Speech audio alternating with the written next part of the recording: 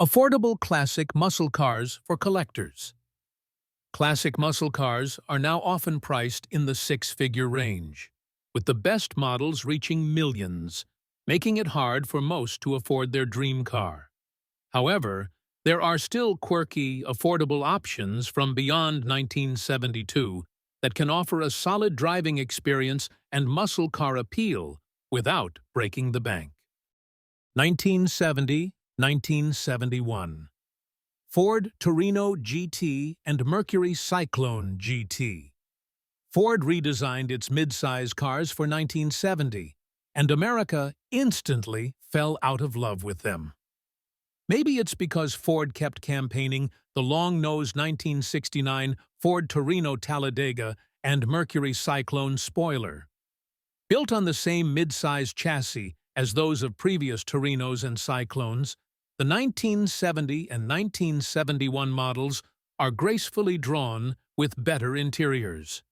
Most 1970 Torino GTs and Cyclone GTs came with the 250 HP 351 cubic inch 5.8-liter V8.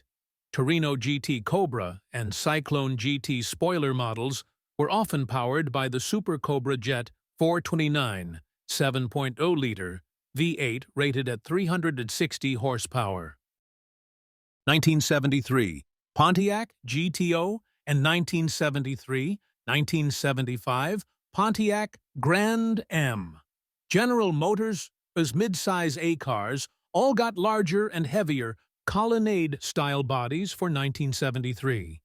But with the GTO nearly a spent force by then, Pontiac put little effort into it. Yet, it was the last traditional mid-size GTO. Most of the 4806 built had a 230 400 cubic inch 6.6-liter V8. A 250 455 7.5-liter was optional. More interesting and more popular was the squishy-nosed Grand Am available as a coupe or sedan. Using the same body as the GTO, many were built with the 400 and the 250-horse 455. 1971–1975. Ford Maverick Grabber. Not so much a muscle car as a car that looks like one, the Grabber was available with a 210 gross horsepower 302 cubic inch 4.9-liter V8. That dropped to 140 horsepower when Ford adopted net ratings in 1972 and 129 horsepower when emissions strangled output in 1975. Still, the Grabber was good-looking and simple to work on, and the Brazilians swear by their version. 1974–1976. Dodge Dart Sport. American performance was near its nadir in 1976, but amid those doldrums, car and driver organized a top-speed test of 4 cars and a truck. In second, behind the Corvette and ahead of the Trans Am, was the ordinary Dodge Dart Sport 360. America's fastest sedan is also one of its most innocuous. It blends into traffic like a lane divider, Don Sherman concluded about the Dart. With 200 net horsepower from a 360 cubic inch 5.9-liter V8 under its hood, and no catalyst clogging its dual exhaust system, the Dart freight-trained to 121.8 mph for CD. Awesome for the time. 1979 Pontiac Firebird, Formula 400 WS6. Late 1970s, Trans Am prices have been inflated by a generation of bandit wannabes, but the less flashy formula is lagging.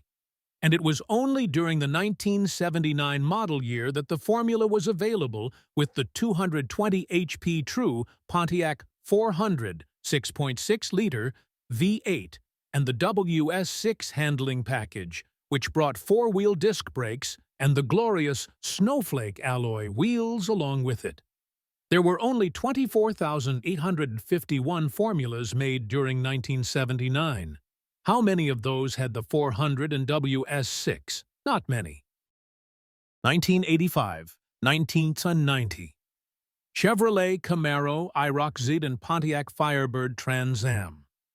The third-generation F-body didn't hit its stride until the 215 HP 5.0-liter V8 and gorgeous IROC-Z arrived for 1985. The 225 HP 5.7-liter V8 was phased in during 1986 and 1987. There are dozens of variations of the IROC and Trans Am available, and many are still cheap. 1994, 1996.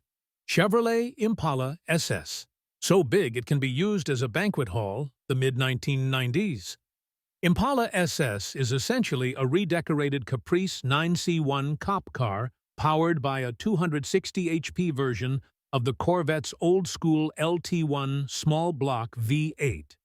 Comfortable, surprisingly nimble, great-looking, and engineered like a girder bridge, the Impala SS is a bona fide muscle machine. 1986-87. Dodge Omni GLHS. The Omni GLHS has Shelby heritage, a reputation for ludicrous performance and turbo lag that lasts a century.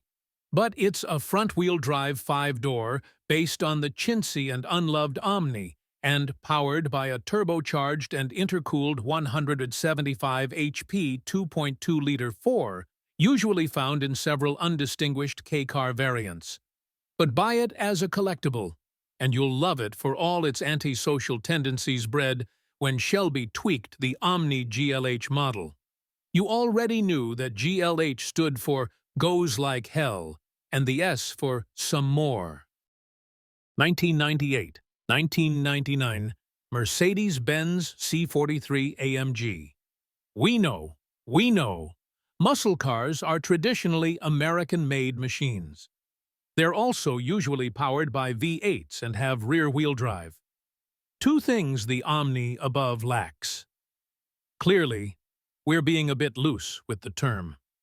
Origins aside, the Mercedes-Benz C43 AMG meets the muscle car definition thanks to its rear-drive platform and 302 HP 4.3-liter V8 engine. Plus, some were even built during the Daimler-Chrysler era. So in a way, the C43 AMG fits the definition of a muscle car to a T. In conclusion, while the classic muscle car market may seem out of reach for many, there are still plenty of affordable options that provide thrilling performance and a distinctive muscle car experience. From the quirky 1970s models to the turbocharged legends of the 80s and 90s, there's something for every enthusiast who's looking to own a piece of automotive history without breaking the bank. So, whether you're a collector or just a fan of fast, fun rides, the muscle car world still has room for you. Happy hunting!